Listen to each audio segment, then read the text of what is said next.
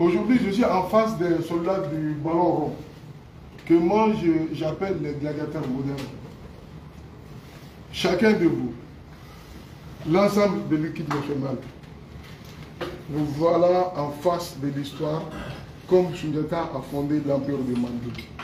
Vous voilà en face de l'histoire comme Kaya Magan Sissé, où l'empereur de l'Empire du Ghana a fondé l'Empire du Mandé.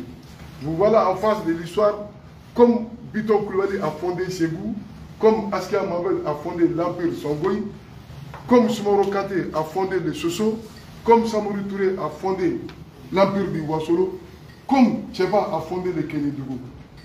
Au Mali, on nous dit que chacun doit marcher sur les traces de son père dans les sièges de l'air dévancier.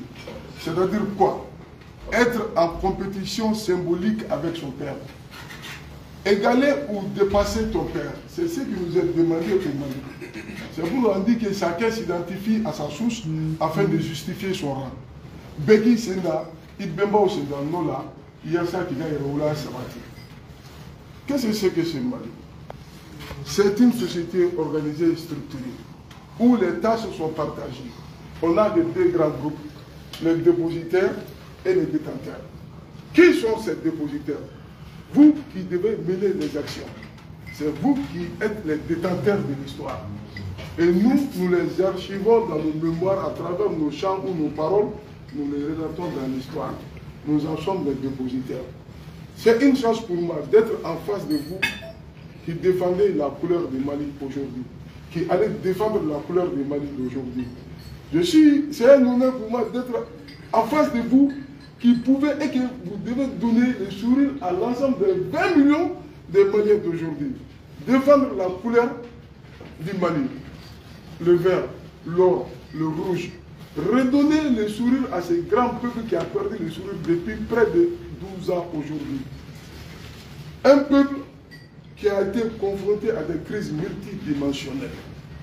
Un peuple qui a le cœur serré, ému et stressé. Et chacun de vous a un rôle à jouer que moi j'en serai témoin dans l'avenir. On me demande, le coach, par son amour pour ce grand Mali, par son ambition, a fait appel à mon service. J'ai répondu favorablement, volontairement, j'ai accepté. Quand le coach, vous allez m'expliquer, me dit, combien vous le faites? Je lui dis, quand ça concerne le Mali, moi je ne parle pas d'argent. Parce que c'est le Mali avant, c'est le Mali pendant, et c'est le Mali après nous tous. On va se parler de ce Mali qui est une déformation lexique de Mandé. Quand Sundiata fondait l'Empire du Mandé, il y avait 12 royaumes qui devraient s'unifier. Et on le sait tous que c'est l'ensemble des royaumes qui font un empire. Après la bataille de 1236 contre les Soso, les 12 royaumes se sont unis et ils ont voulu fonder un empire et mettre un empereur devant. Comme on le sait, le Mali c'est une terre de croyance. Le Mali c'est une terre de guerriers. Le Mali c'est une terre de noblesse. Et vous verrez au Mali, la définition de la noblesse est très très importante. Parce qu'on nous dit ici au Mali que la noblesse est un code de vie qui commande le sens élevé de l'honneur, de la dignité. Un esprit patriotique, la retenue en tout temps et en tout lieu. Défendre ce pays, même si c'est au prix de sa vie, comme on le dit à l'ultime sacrifice. On ne vous demande pas tout ça. On vous demande de faire ce que vous avez appris dans vos clubs respectifs et avec le coach pour redonner la joie de vivre en commun à ces Mali. Quand Sundiata a fondé l'Empire, il y a un animal aquatique qu'on appelle le lamantin, appelé chez nous Ma, que beaucoup confondent à la sirène. La sirène c'est Mami Wata, le lamantin c'est Ma. Et il fallait le faire sur l'îlot à Kangaba, que Haïdara le connaît bien, à 5 km de Kélia bien sûr. Il y a l'îlot là-bas. Et après le sacrifice, il y avait 4 grandes familles qui devraient en commun accord choisir un nom. Est-ce qu'il fallait prendre Sidi, Tabou? Non, il fallait chercher un nouveau nom. Et là on se dit, toute prospérité issue de ces sacrifices serait le fils de Mandé. C'est comme ça l'appellation Mandé. Et Sundiata il a apporté la meilleure des organisations sociales avec des valeurs culturelles cardinales que chacun de nous doit vivre avec ça. Et cette première valeur, c'est le prestige de la chose. Mon ancêtre éponyme. Chacun s'identifie à son ancêtre éponyme. Après le principe de la souche, il y a la rivalité positive qui est encouragée chez nous. Faire mieux que l'autre. Vous serez 11 sur le terrain. Si chacun veut faire mieux que l'autre, au final, c'est l'équipe qui serait la meilleure équipe.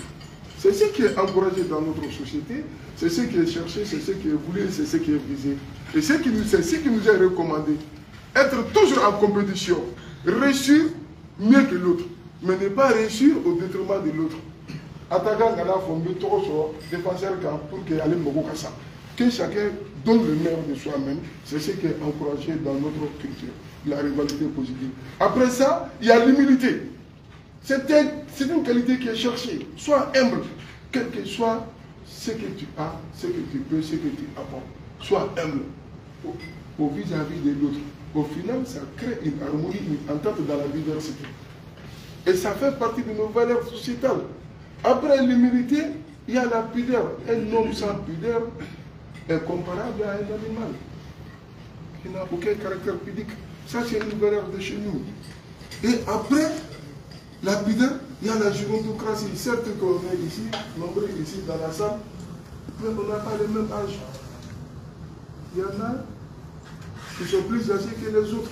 Comme on le dit chez nous, la parole d'un vieux est comme une crotte vieille. Plus elle vieillit, plus elle blanchit.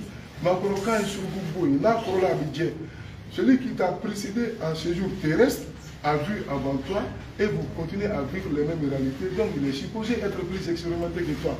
Prêter l'oreille attentive à un aîné, ça nous permet d'avancer et d'être plus sages. Voilà ces valeurs qui nous ont été léguées. Et à vous, et à moi, on m'a demandé de les garder et de vous les relater en temps réel, qui est aujourd'hui. Aujourd'hui, l'équipe nationale, c'est l'armée nationale du Mali sous une autre forme.